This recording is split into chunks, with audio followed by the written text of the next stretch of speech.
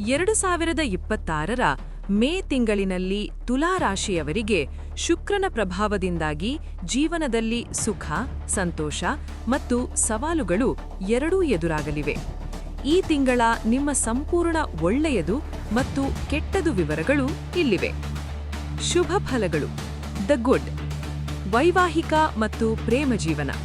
ನಿಮ್ಮ ರಾಶ್ಯಾಧಿಪತಿ ಶುಕ್ರನ ಅನುಗ್ರಹದಿಂದ ಸಂಗಾತಿಯೊಂದಿಗೆ ಬಾಂಧವ್ಯ ಗಟ್ಟಿಯಾಗಲಿದೆ. ಅವಿವಾಹಿತರಿಗೆ ಕಂಕಣಬಲ ಕೂಡಿಬರುವ ಸಾಧ್ಯತೆಯಿದೆ. ಆರ್ಥಿಕ ಪ್ರಗತಿ. ಹಣಕಾಸಿನ ಪರಿಸ್ಥಿತಿ ಸುಧಾರಿಸಲಿದೆ. ವಿಲಾಸಿ ವಸ್ತುಗಳ ಖರೀದಿಯಾಗಲಿ ಅಥವಾ ಮನೆಯ ನವೀಕರಣಕ್ಕಾಗಿ ಹಣ ವಿನಿಯೋಗಿಸುವಿರಿ. ಕಲಾತ್ಮಕ ಯಶಸ್ಸು. ನೀವು ಕಲೆ, ಸಂಗೀತ, ಫ್ಯಾಷನ್ ಅಥವಾ ಸಿನಿಮಾ ಕ್ಷೇತ್ರದಲ್ಲಿ ಕೆಲಸ ಮಾಡುತ್ತಿದ್ದರೆ ಈ ತಿಂಗಳು ನಿಮಗೆ ಉತ್ತಮ ಹೆಸರು ಮತ್ತು ಅವಕಾಶಗಳು ದೊರೆಯಲಿವೆ. ಸಾಮಾಜಿಕ ಗೌರವ. ಸಮಾಜದಲ್ಲಿ ನಿಮ್ಮ ವ್ಯಕ್ತಿತ್ವಕ್ಕೆ ಮನ್ನಣೆ ಸಿಗಲಿದ್ದು, ಕಳೆದುಹೋದ ಗೌರವ ಅಥವಾ ಸ್ಥಾನಮಾನ ಮತ್ತೆ ಸಿಗುವ ಸಂಭವವಿದೆ. ಅಶುಭ ಫಲಗಳು. The bad. ಆರೋಗ್ಯದಲ್ಲಿ ಜಾಗ್ರತೆ. ಸಕ್ಕರೆ ಖಾಯಿಲೆ ಅಥವಾ ಮೂತ್ರಪಿಂಡಕ್ಕೆ ಸಂಬಂಧಿಸಿದ ಸಮಸ್ಯೆ ಇರುವವರು ಈ ತಿಂಗಳು ಆಹಾರ ಪದ್ಧತಿಯಲ್ಲಿ ಹೆಚ್ಚು ಎಚ್ಚರ ವಹಿಸಬೇಕು. ಅನಗತ್ಯ ಖರ್ಚು.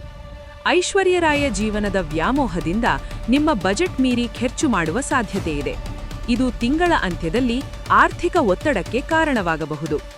ವ್ಯವಹಾರದಲ್ಲಿ ಮಂದಗತಿ. ಪಾಲುದಾರಿಕೆ ವ್ಯವಹಾರದಲ್ಲಿ ತೊಡಗಿರುವವರಿಗೆ ಸಣ್ಣಪುಟ್ಟ ಭಿನ್ನಾಭಿಪ್ರಾಯಗಳು ಮೂಡಬಹುದು. ನಿರ್ಧಾರಗಳನ್ನು ತೆಗೆದುಕೊಳ್ಳುವಾಗ ತಾಳ್ಮೆಯಿರಲಿ. ಹಲವು ಕೆಲಸಗಳ ಒತ್ತಡ. ಒಂದೇ ಬಾರಿಗೆ ಅನೇಕ ಜವಾಬ್ದಾರಿಗಳನ್ನು ಹೊತ್ತುಕೊಳ್ಳುವುದರಿಂದ ಮಾನಸಿಕವಾಗಿ ಸ್ವಲ್ಪ ದಣಿವು ಉಂಟಾಗಬಹುದು. ಮಾಸಿಕ ಸಾರಾಂಶ. ಶೀತ್ರಿ. ಕ್ಷೇತ್ರ. ಸ್ಥಿತಿ. ಸಲಹೆ. ಧನಲಾಭ ಉತ್ತಮ. ಉಳಿತಾಯದ ಮೇಲೆ ಹೆಚ್ಚು ಗಮನ ಹರಿಸಿ. ಆರೋಗ್ಯ ಸಾಧಾರಣ.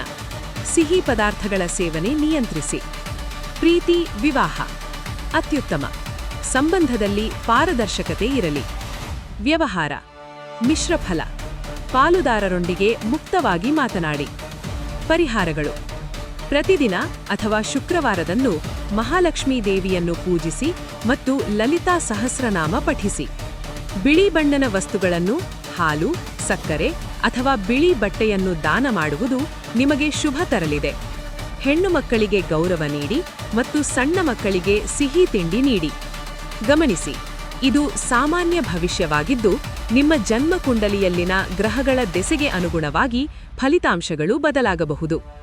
ಈ ಮಾಹಿತಿ ನಿಮಗೆ ಇಷ್ಟವಾದಲ್ಲಿ ಲೈಕ್ ಮಾಡಿ, ಕಮೆಂಟ್ ಮಾಡಿ ಮತ್ತು ಶೇರ್ ಮಾಡಿ. ನಿಮ್ಮ ಬೆಂಬಲ ನಮಗೆ ಮುಖ್ಯ. ಹಾಗಾಗಿ ನಮ್ಮ ಚಾನೆಲ್ಗೆ ತಪ್ಪದೇ ಸಬ್ಸ್ಕ್ರೈಬ್ ಆಗಿ. ನಿರಂತರ ಮಾಹಿತಿಗಾಗಿ ನಮ್ಮ ಡೈನಾಮಿಕ್ ಲಿಂಕ್ಸ್ ಅನ್ನು ಫಾಲೋ ಮಾಡಿ. ಧನ್ಯವಾದಗಳು.